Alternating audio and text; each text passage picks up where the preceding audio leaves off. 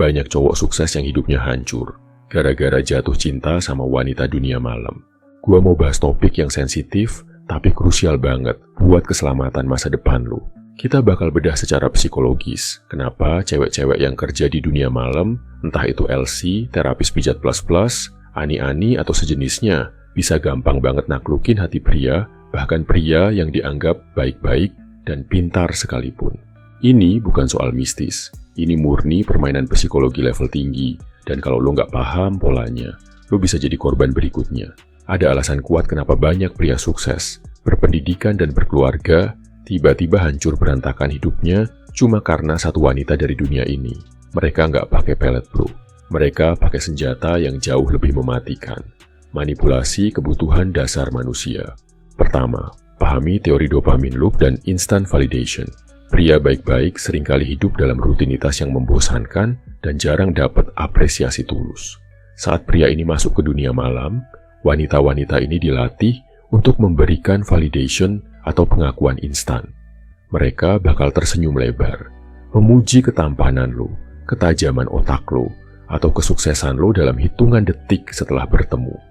Pikiran lo langsung dibanjiri hormon dopamin, hormon kebahagiaan. Ini kecanduan instan bro. Lo merasa jadi raja di tempat itu, padahal lo cuma pelanggan yang sedang dilayani. Kedua, mereka menguasai the psychology of the savior complex atau sindrom pahlawan. Ini adalah kelemahan terbesar pria baik-baik. Wanita-wanita ini seringkali menjual cerita sedih, entah itu soal utang keluarga, adik yang perlu biaya sekolah, atau terjebak dalam lingkaran setan ini. Pria baik-baik punya insting alami untuk melindungi dan menyelamatkan. Saat lo dengar cerita itu, ego lo terusik. Lo pengen jadi pahlawannya. Lo pengen ngeluarin dia dari dunianya. Disinilah lo masuk perangkap. Lo bukan lagi beli jasa, tapi lo mulai berinvestasi secara emosional. Ketiga, ada permainan false intimacy dan reciprocity, keintiman palsu dan timbal balik. Mereka dilatih untuk menciptakan ilusi hubungan spesial. Mereka bakal berbagi rahasia palsu sama lo, seolah-olah cuma lo yang tahu. Ini bikin lo ngerasa ada ikatan batin yang dalam. Padahal, itu cuma skrip yang sama yang mereka pakai ke 10 pria sebelum lo hari itu. Psikologi timbal balik juga bermain. Mereka ngasih perhatian lebih, maka secara alami lo merasa harus ngebales, biasanya lewat materi, uang tip gede atau barang mewah. Lalu, gimana cara mereka menghancurkan hidup pria baik-baik? Prosesnya perlahan tapi pasti bro. Awalnya cuma hiburan ringan, lalu berubah jadi financial drain. Uang tabungan lo habis, aset lo dijual, bahkan mungkin lo mulai ngutang atau ngelakuin korupsi demi menuruti permintaan mereka atau demi mempertahankan status lo sebagai pahlawan. Lebih parah lagi adalah emotional dan mental destruction.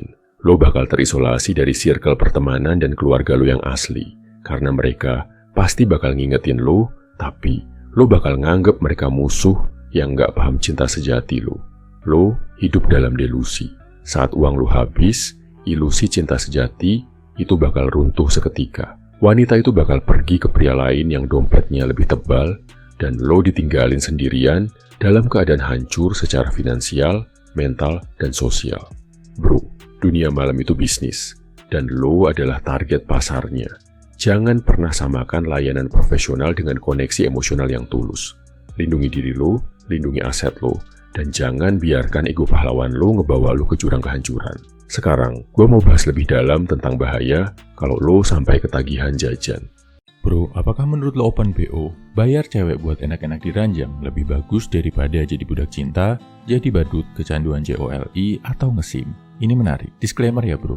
Sebelum gua jawab, gua tegaskan dulu, kalau gua nggak punya hak ngelarang-larang apa yang mau lo lakuin. Mau lo ngesim, jadi badut, JOLI sehari 13 kali, atau mau open BO, itu keputusan lo sendiri sebagai pria dewasa. Gua cuma mau share perspektif pandangan gua buat nambah referensi lo. Yang pertama, main sama cewek yang open BO itu, risiko ketularan penyakitnya jauh lebih tinggi.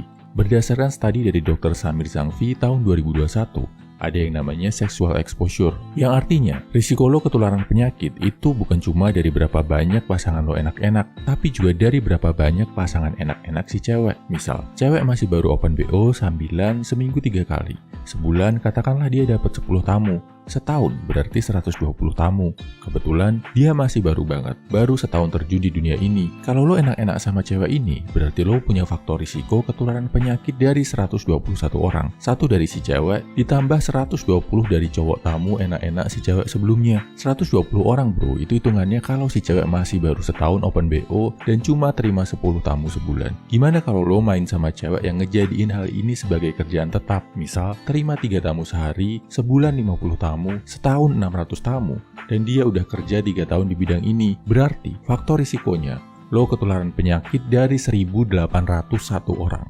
Serem kan bro? Yang kedua, ada yang punya alasan kalau open BO nggak melibatkan perasaan. Main, bayar, pulang, jadi nggak baper. Ini dia bro, ternyata cukup banyak orang yang justru baper sama cewek-cewek BO. Yang harusnya cuma sekedar jadi penjual jasa sama tamunya, berlanjut jadi sering chat, saling kasih perhatian, jadi langganan tetap, sampai akhirnya lo pengen jadiin dia pacar. Wajarlah muncul perasaan karena kalian berdua ngelakuin hal yang intim banget. Apalagi buat cowok-cowok yang gak punya pengalaman sama cewek di dunia nyata, langsung coba open BO, pasti kejebak.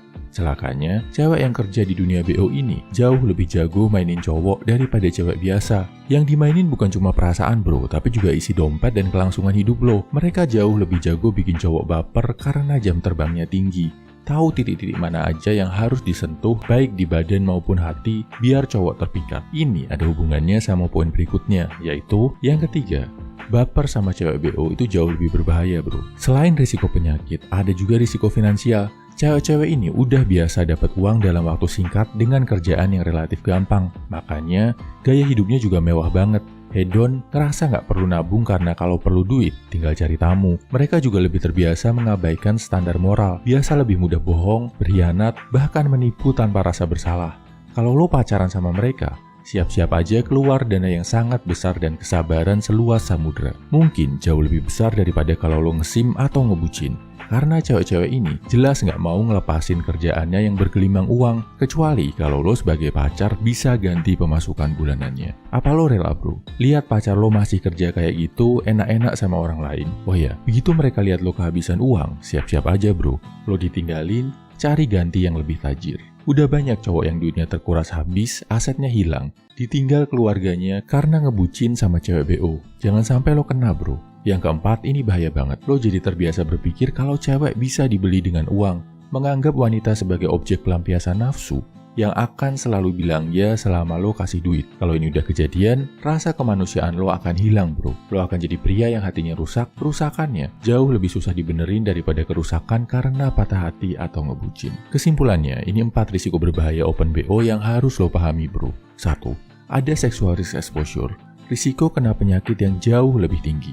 2. Saat lo baper sama cewek open BO, damage-nya jauh lebih besar daripada lo ngesim atau ngebucin. 3. Ini karena cewek BO tadi udah profesional banget menghadapi cowok, udah tahu apa yang harus dikatakan, apa yang harus dilakuin, dan apa yang harus dienakin buat menguras harta dan perasaan lo. Nomor 4. Bisa bikin rasa kemanusiaan lo hilang, menganggap wanita sebagai objek yang akan selalu bilang ya selama lo kasih mereka duit.